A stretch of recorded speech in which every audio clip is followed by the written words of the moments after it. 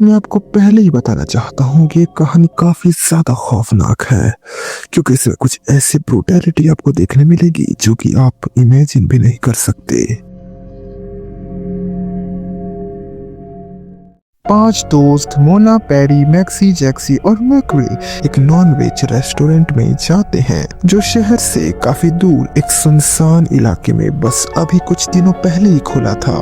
मोना बोलती है कि ये रेस्टोरेंट अभी कभी खुला है, लेकिन इतना जल्दी कैसे फेमस हो गया। इस पे मैक्सी कहता है कि मैंने सुना है कि वहाँ की डिश काफी लोगों को बहुत ज्यादा अच्छी लगती है। मैकविल भी कहता है कि मैंने सुना है कि वहाँ ऐसी डिशेस बनती है जो कि दुनिया में कहीं देखी ही नहीं गई। ये लोग बात करते करते उस जगह पर पहुंच जाते हैं, लेकिन वहाँ पर देखते हैं कि वहाँ बाहर पुलिस खड़ी हुई थी। ऑफिसर सॉय बैरन उस कुक से ये पूछताछ कर रहे थे कि कई दिनों से लोग गायब हो रहे हैं और उनमें से ज्यादातर लोगों की लाश लोकेशन आपके ही रेस्टोरेंट के आसपास बताई जा रही है। और सबसे मुख्य बात, जब से आपका रेस्टोरेंट खुला तब से ही लोगों का गायब होना शुरू हुआ। माफ कीजिएगा मिस्टर कुक, लेकिन हमें आप पर शक है और हम आपके रेस्टोरेंट की तलाशी लेना चाहते हैं। ऑफिसर बैरन वहाँ की तलाशी लेते हैं और वहाँ की हर जगह चेक करते हैं, लेकिन आखिर में वापस आकर कहते हैं कि सॉरी, हमें कुछ नहीं मिला, माफ कीजिएगा कि हमने आप पर शक किया। पुलिस की इन बहस के चलते कई सारे कस्टमर्स चले गए थे क्योंकि काफी ज्यादा टाइम हो गया था, जिस वजह से कुक अपने कस्टमर्स के लिए खाना नहीं बना पाया। लेकिन वो 5 दोस्त अब भी रुके हुए थे क्योंकि मैक्सी वहाँ का खाना खाए बिना नहीं जाना चाहता था। बाद में कुक उन लोगों को आकर कहता है कि आप लोगों को बहुत बहुत शुक्रिया कि आपने हमारे लिए इतना ज्यादा वेट किया, इसलिए आज का खाना आप लोगों के लिए एकदम फ्री है। उसके बाद उन दोस्तों को खाना देता है। मैक्सी खाना खाकर कहता है कि खाना तो वाकई में काफी ज्यादा लजीज है। कुक कहता है सही कहा, और आप भी। मैक्सी कहता है क्या? कुक कहता है कि मेरा मतलब है कि आप भी बहुत ज्यादा हट्टे कट्टे हैं, आपको तो और खाना चाहिए जिससे कि हमारा फायदा हो। मैकविल पूछता है वैसे मटन किसका है? कुक उसे कुछ कह नहीं वाला था कि मोना कह देती कि ओ कम ऑन मैकविल, तुम्हें तो बस मच्छी खाने की पड़ी रहती है ना, अब तुम पूछोगे कि यार मच्छी क्यों नहीं है। कुक कहता है कि माफ कीजिएगा लेकिन हम यहाँ मच्छी नहीं बनाते। मैक्सी हद से ज्यादा ठूस ठूस के खाता है। उसके बाद वो लोग जब खाना खाकर जाने लगते हैं तो कुक मैक्सी को कहता है कि आपने हमारे यहाँ सबसे ज्यादा खाना खाया है, इसलिए हम आपको कल सुबह 9 बजे आने का ऑफर देते हैं। ये एक स्पेशल ट्रीटमेंट है जो कि सिर्फ आप जैसे लॉयल कस्टमर्स के लिए है। जिसके बाद उसके दोस्त लोग बोलते हैं कि ऐसा मत करना, वैसे भी जब इसके यहाँ पे पुलिस आई हुई थी। लेकिन भुक्कड़ मैक्सी कहाँ सुनने वाला था, वो बोलता है कि छोड़ो ना यार, अच्छे हैं ये, अगर कुछ होगा तो पता नहीं चलेगा क्या। उसके बाद वो लोग खा पीकर घर चले जाते हैं। लेकिन दूसरी सुबह होती है तो मैक्सी सुबह के 9 बजे उस रेस्टोरेंट में खाने के लिए चला जाता है। हालांकि उसके दोस्त उसे काफी मना किए थे, लेकिन इसके बावजूद भी वो इतना भुक्कड़ था कि वो खाने के लिए वापस चला जाता है। मैक्सी जब वहां पहुंचता है तो रेस्टोरेंट में कोई नहीं था। वो डोर खोलकर अंदर जाता है। वहां कुक चाकू पजा रहा होता है। मैक्स कहता है आप चाकू काफी तेज पजाते हैं। इसके रिप्लाई में कुक कहता है हम काटते भी बहुत तेज हैं। इन सब के बाद वो कुक मैक्स के लिए खाना लाता है। मैक्स कहता है वाह क्या अच्छी खुशबू है, और फिर वो खाना ठूसने लगता है जैसे कि 10 दिनों का भूखा हो। फिर अचानक से उसे उसमें एक उंगली मिलती है जो कि एकदम इंसान की उंगली जैसे थी। वो अचानक से काफी ज्यादा डर जाता है और वो पूछता है ये क्या है, क्या ये? सच सच बताओ, आखिर तुम्हें किसका मटन पकाते हो? कुक कहता है ओ हाँ, मैंने तो तुम्हें बताया ही नहीं, ये इंसान का मटन है जिसे आज सुबह ही काट के बना है स्पेशली तुम्हारे लिए। मैक्स से सुनकर उल्टी करने लग जाता है। तभी कुक आकर उसकी पीठ सारता है और कहता है अरे अरे इट्स ओके, ये बहुत डिलीशियस और पौष्टिक है, तुम तो इसे काफी ज्यादा चाव से खा रहे थे, अब क्या हो गया? तुम्हें इन सबसे घिनाना नहीं चाहिए, तुम्हें पता भी है इसमें हमने कितने एक्सपेंसिव मसालों का यूज किया है और तुमने सारा खाना वेस्ट कर दिया। मैक्सी कहता है तो क्या सारा मटन तुम इंसानों का ही बनाते हो? कुक कहता है हाँ यही तो बिजनेस है। तभी मैक्सी देखता है कि उसके पास में एक कांच का ग्लास रखा हुआ है। वो उस ग्लास को लेकर कुक के मुंडी में फोड़ देता है और वहां से भागने लग जाता है, लेकिन वो अपने वॉमिट में फिसल कर मुंह के बल बुरी तरह गिर जाता है। उसकी नाक और मुंह के दांत भी टूट जाते हैं। मैक्सी फिर भी उठकर वहां से भागने की कोशिश करता है, लेकिन तब तक वो कुक उठकर उसके पैरों को पकड़कर खींचने लग जाता है। वो ये बोलता है कि मैंने तुम्हें फ्री में इतना एक्सपेंसिव खाना खिलाया, तुमने वॉमिट की तो मैंने तुम्हारी पीठ सहलाया, और मेरी नेकी को तुमने ये सिला दिया। मैक्सी कहता है कि फिर तुमने मुझे इसी समय क्यों बुलाया, और आज तक किसी के खाने में ऐसी उंगली नहीं आई, मेरे ही खाने में ऐसी उंगली क्यों मिली? तुम ये सब पहले से ही खेल खेल रहे थे, तुमने तो कल ही मुझे मारने का प्लान बना लिया था। कुक कहता है कि ओ हाँ, वैसे भी तुम में काफी सारा गोश्त है, तुम तो हमारे बहुत काम के हो। मैक्सी कहता है कि प्लीज मुझे छोड़ दो, मुझे यहाँ से जाने दो, तुम जितना चाहोगे उतना पैसा मैं तुम्हें दूंगा, और मैं कसम खाता हूँ कि यहाँ की बात मैं बाहर किसी को नहीं बताऊंगा, प्लीज मुझे छोड़ दो, प्लीज प्लीज। कुक कहता है कि ओफो, कितना चिल्लाते हो, क्या तुमने मुझे बेवकूफ समझ रखा है? तो मैक्सी साइड के डाइनिंग टेबल का पर्दा को खींचता है जहां से एक चाकू गिरता है। मैक्सी का निशाना काफी अच्छा था, वो उस चाकू को लेकर कुक की तरफ निशाना लगाता है और वो चाकू उसके कंधे पर जाकर घप जाता है। इसी का फायदा उठाकर मैक्सी वहां से भागता है। वो काफी तेजी से दरवाजे की तरफ भाग रहा था और जैसे ही दरवाजे की तरफ पहुंचता है तभी बाहर से कोई दरवाजा बंद कर देता है, और वो बंदा भी कुक का दोस्त मेहन था। वो बाहर से मैक्सी को देखकर अपने गंदे दांत दिखाकर हंस रहा था। मैक्सी उस दरवाजे के कांच को फोड़ने की कोशिश करता है, लेकिन तब तक काफी देर हो जाती है। वो जैसे ही पीछे मुड़ता है, कुक दौड़ते हुए उसकी तरफ आता है और उसके सर पर कुल्हाड़ी से वार करता है, जिसके बाद मैक्सी का सर फटकर दो भाग हो जाता है और वो वहीं पर मर जाता है। वही मैक्सी का कॉल बज रहा था, लेकिन उसके सर से काफी सारा खून निकल रहा था, और उसके फोन में जो कॉल कर रहा था वो और कोई नहीं बल्कि जैक्सी था। जैक्सी मैक्सवेल के घर जाके कहता है कि मैक्सी कॉल रिसीव नहीं कर रहा और अभी तक घर वापस भी नहीं आया है, कुछ तो गड़बड़ है। मैक्सवेल कहता है हमें वहां जाके देखना चाहिए, शायद वो ज्यादा पी के कहीं पड़ा हुआ होगा। वो लोग रेस्टोरेंट जाते हैं और वहाँ कुकू ने बताया कि मैक्सी यहाँ आया तो था, लेकिन वो तो काफी देर पहले ही यहाँ से चला गया। जिसके बाद जैक्सी कहता है कि जरूर तुमने ही कुछ किया होगा, वो ऐसे ही कहीं नहीं जा सकता। मैक्सवेल जैक्सी को समझाता है और वो मैक्सी को ढूंढने निकल जाते हैं। वो ऑफिसर बैरन को इन्फॉर्म करते हैं, जिसके बाद वो भी अपनी तहकीकात शुरू कर देते हैं। काफी शाम हो जाती है, तभी मैक्सवेल देखता है कि झाड़ियों में टायर के निशान बने हुए हैं जो कि सीधा दलदल की ओर जाते हैं। मैक्सवेल सोचता है कि अगर कोई गाड़ी उधर लेके क्यों ही जाएगा। वो दोनों निशानों का पीछा करते हैं और वो टायर के निशान सीधा दलदल के अंदर तक गए थे। जिसके बाद ऑफिसर बैरन को इन्फॉर्म करते हैं। वहाँ छानबीन करने के बाद पता लगता है कि यहाँ सच में अंदर एक कार है जिसे क्रेन लाकर निकाला जाता है। जब कार निकाली जाती है तब पता लगता है कि वो मैक्सी की ही कार है, लेकिन मैक्सी का फिर भी कुछ पता नहीं चलता। ये सब होते होते रात हो चुकी थी और ये खबर सुनते ही मोना और पैरी भी वहाँ आ जाते हैं। दोनों मैक्सी के लिए काफी रो रहे थे, लेकिन मैक्सवेल कहता है कि चिंता मत करो, उसे कुछ नहीं हुआ होगा, वो एक स्ट्रॉन्ग बॉय है। तभी ऑफिसर सॉय बैरन पूछते हैं कि जैक्सी कहाँ गया। मैक्सवेल समझ जाता है कि वो पक्का रेस्टोरेंट की तरफ ही गया है, और उसका अंदाजा सही भी था, जैक्सी रेस्टोरेंट की तरफ ही जाता है। रात काफी हो चुकी थी और रेस्टोरेंट भी पूरा खाली हो चुका था। कुक अपने रूम में था और जैक्सी भी वहां पर घुस जाता है और उसे काफी बुक्की मारता है और बोलता है कि बताओ मुझे कहाँ है मैक्सी, मुझे जवाब चाहिए। इधर मैक्सवेल भी रेस्टोरेंट पहुंच जाता है और वो देखता है कि जैक्सी कुक से झगड़ा लड़ रहा है। वो चिल्ला चिल्ला कर बोल रहा था कि मुझे पता है कि तुमने ही कुछ किया है, मैं अच्छे से जानता हूँ, बताओ कमीने कहाँ है मैक्सी।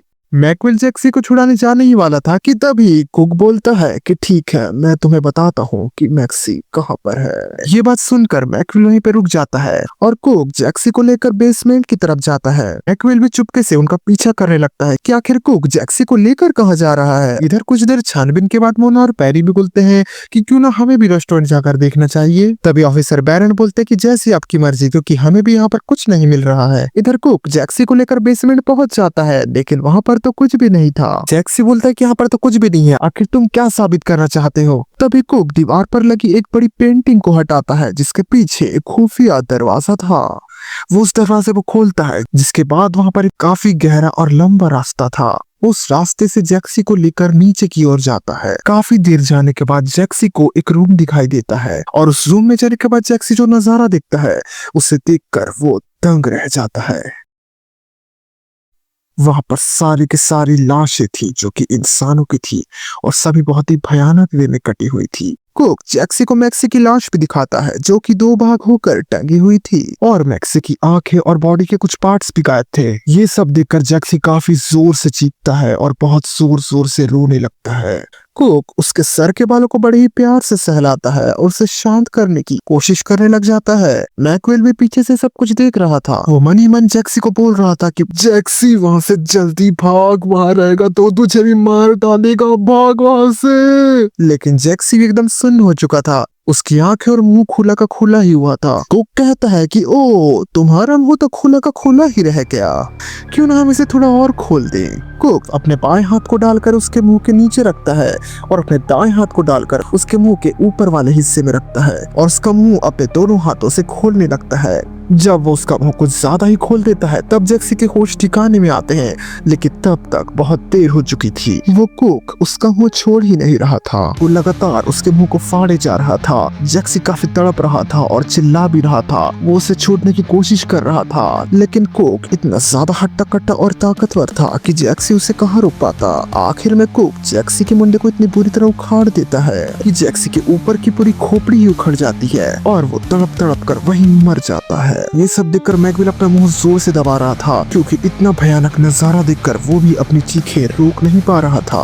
और कुक भी आखिरकार मैकविल की चीखें सुन लेता है। मैकविल अपनी जान बचाकर वहाँ से भागता है और कुक भी उसके पीछे भागने लग जाता है। रास्ता काफी लंबा और ऊंचाई से भरा हुआ था। मैकविल का दिल बहुत तेजी से धड़क रहा था। उसकी सांसें बहुत फूल रही थी और जैसे तैसे ऊपर के स्टोर रूम पहुंच जाता है और वहाँ का दरवाजा लगा देता है। मैकविल के पास भागने की ताकत बिल्कुल नहीं बची थी। वो पास के कुछ सामानों के बीच में ही छिप जाता है और कुक उस रूम में पहुंच जाता है। वो आसपास देखता है और वो उस सामान के पास भी आता है जहाँ पर मैकविल छुपा हुआ था, लेकिन मैकविल वहाँ इतने अच्छे से छुपा था कि कुक उसे देख नहीं पाता। फिर कुक मैकविल को ढूंढते ढूंढते ऊपर वाले रूम में चला जाता है। यहाँ मौका देखते ही मैकविल पैरी को कॉल करता है और पैरी कॉल रिसीव कर लेती है, लेकिन उसे कुछ क्लियर सुनाई नहीं दे रहा था। वो ऑफिसर बैरन को बोलती है कि वो गाड़ी रोके, क्योंकि उसे मैकविल की आवाज क्लियर सुनाई नहीं दे रही थी। ऑफिसर बैरन कार रोकते हैं और उसके बाद पैरी बाहर निकलकर मैकविल से बातें करने लग जाती है। मैकविल पैरी को सारी घटना बता देता है जो कि उसने वहाँ पर देखा था। ये सुनकर पैरी के भी पैरों तले जमीन खिसक जाती है। मैकविल कहता है कि शोक करने का टाइम नहीं है पैरी, तुम्हें बात जल्द से जल्द ऑफिसर बैरन को ही बताना होगा। तभी मैकविल की नजर कुक पर पड़ती है जो कि उसे झांक कर देख रहा था। कुक स्माइल करते हुए कहता है उसका कोई फायदा नहीं। ऑफिसर बैरन तो पहले से ही मेरे दोस्त हैं, वो तो सब कुछ जानते हैं और वो मेरे इस काम में पार्टनर भी है। ये सुनकर मैकविल के होश उड़ जाते हैं और सामने कुक को देखकर उसकी आंखें फटी की फटी रह जाती हैं। पैरी भी कॉल से बात सुन लेती है और जैसे ही वो पीछे मुड़ती है ऑफिसर बैरन उसके पीछे ही खड़े थे और उसके सर में जोरदार हथौड़े से वार कर देते हैं, जिसके बाद पैरी वहीं पर बेहोश हो जाती है। ये देखकर मोना काफी जोर से चिल्लाती है और गाड़ी के पीछे से मेहम निकलता है जिसने मैक्सी को बाहर जाने नहीं दिया था। वो भी मोना को पीछे से पकड़ लेता है। इधर कुक मैकविल का कॉलर को पकड़कर उसे घसीटते हुए लेकर जाता है। मैकविल चिल्ला रहा था कि छोड़ो मुझे, कहाँ लेकर जा रहे हो, छोड़ो मुझे। कुक मैकविल के कोट के कॉलर को पकड़कर उसे खींचकर लेकर जा रहा था, लेकिन मैकविल अपने कोट को वही उतार के वहाँ से भागने लग जाता है। कुक भी उसके पीछे भागता है और डाइनिंग टेबल के चाकू को लेकर उसके पैर पर निशाना लगाता है और चाकू मैकविल के पैर के आर पार हो जाता है और मैकविल वहीं गिर जाता है। वो दर्द के मारे कर रहा था, फिर भी रेंगते हुए वहाँ से बाहर भागने की कोशिश कर रहा था, लेकिन कुक आकर उसे पकड़ लेता है, उसके बाल को खींचते हुए ले जाता है और मीट कटर वाली मशीन में उसकी मुंडी को घुसा देता है। इसके बाद वो मशीन उसके मुंह का पूरा कीमा बनाकर रख देती है। उसके हाथ पैर काफी तड़प रहे थे, लेकिन कुक तब भी नहीं रुकता। वो उसको पूरा का पूरा अंदर घुसा देता है और उसका पूरा कीमा बनाकर रख देता है। इधर बैरन पैरी और मोना को लेकर रेस्टोरेंट तक पहुंच जाता है। मैं मोना को पकड़ कर रखा था। सॉय बोलता है कि इसे पकड़ कर रखना जब तक कि मैं दूसरी लड़की कुक को देकर आता हूँ, लेकिन जब सॉय पैरी को लेकर कुक की तरफ जा चुका था तब इधर मोना मेहम से छूटने की कोशिश करने लग जाती है और वो जैसे तैसे अपने हाथों को छुड़ाकर सामने रखे उस हथौड़े को पकड़ लेती है जिससे सॉय ने पैरी के सर पर मारा था। हालांकि गाड़ी में आते आते मेहम और सॉय ने उसे सब कुछ बता ही दिया था कि आखिर उन लोगों ने मैक्स के साथ क्या किया था, जिस वजह से मोना अब सब कुछ जानती थी। वो उस हथौड़े से उसके सर में इतनी ज्यादा बार मारती है कि उसके सर का कीमा बन जाता है और वो वहीं पर मर जाता है। तभी वो सामने देखते कि सॉय पैरी को कुक के पास छोड़कर वापस आ रहा है। वो जैसे तैसे आगे की सीट पर जाती है जहाँ पर गाड़ी की चाबी लगी हुई थी। हालांकि मोना को अभी भी कार का बैलेंस संभालना उतनी अच्छी तरीके से नहीं आता था, लेकिन उसे पता था कि कार को स्पीड में कैसे भगाया जाता है। वो गाड़ी को ऑन करती है और सॉय की तरफ स्पीड में चला देती है। सॉय गाड़ी से टकरा जाता है और गाड़ी जाकर सीधा सामने वाले पेड़ पर टकरा जाती है। कार उस पेड़ से इतनी बुरी तरीके से टकराती है कि सॉय बीच में से कुचल जाता है और जल्दबाजी में सीट बेल्ट ना लगा पाने की वजह से मोना भी छिटक कर सामने वाले कांच को फोड़कर आधा बाहर जाकर गिरती है, जिससे उसके सर में काफी चोट आती है और वो वहीं पर बेहोश हो जाती है। इधर कुक पैरी के पूरे कपड़े उतार दिया था। उसने पैरी को बांधकर ऊपर लटका दिया था और वो उसके मुंह को भी बांध दिया था, जिस वजह से पैरी कुछ बोल नहीं पा रही थी, लेकिन उसका करना बहुत तेजी से सुनाई दे रहा था। कुक कुछ मसाले तैयार कर रहा था। वो पैरी को बोलता है कि ओ तो तुम जाग गई, नाश्ते का वक्त हो चुका है, मैं बस ब्रेकफास्ट बना ही रहा था, लेकिन उससे पहले मैं कुछ जरूरी काम करना चाहता हूँ। तुम्हारे स्तन तो काफी बड़े हैं, क्या तुम दूध भी देती हो? कुक पैरी के स्तन को हाथों से सहलाने लग जाता है, जिससे उसके स्तन में काफी उत्तेजना पैदा हो जाती है। इन सब के बाद उसके दूध को चूस कर देखता है और बोलता है कि हाँ तुम्हारा तो सच में दूध आता है। जिसके बाद वो एक पैन लेता है और उसके दूध को दबा दबा कर निकालने लग जाता है। वो पैरी का अच्छा खासा दूध निकालता है और उसके बाद वो उस दूध को बॉईल करने के लिए मंडा देता है और उसके बाद वो कहता है कि घबराओ मत, बस थोड़ा सा ही दर्द होगा। फिर वो उसके स्तन को काटने लग जाता है। पैरी काफी जोर जोर से चीख रही थी। वो उसके दोनों स्तन को पूरी तरह से काट कर निकाल देता है और उसके बाद वो पैरी के स्तन को उसी के दूध में डाल देता है। पैरी दर्द के मारे कर्रा रही थी, उसका काफी खून बह रहा था। कुक म्यूजिक प्ले करता है और बड़े ही आर्ट के साथ उस अजीब से डिश को बनाने लग जाता है। वो उस डिश में अलग अलग तरह के मसाले भी डाल रहा था और बड़े ही चाव से उस ब्रेकफास्ट को बना रहा था। वो पैरी से कहता है कि बनने के बाद मैं इसे तुम्हें और मोना को सर्व करूंगा और बचा कुचा हम भी खा लेंगे, यकीनन तुम्हें बहुत पसंद आने वाला है। वो उस डिश में अंडे भी डालता है और न जाने क्या क्या।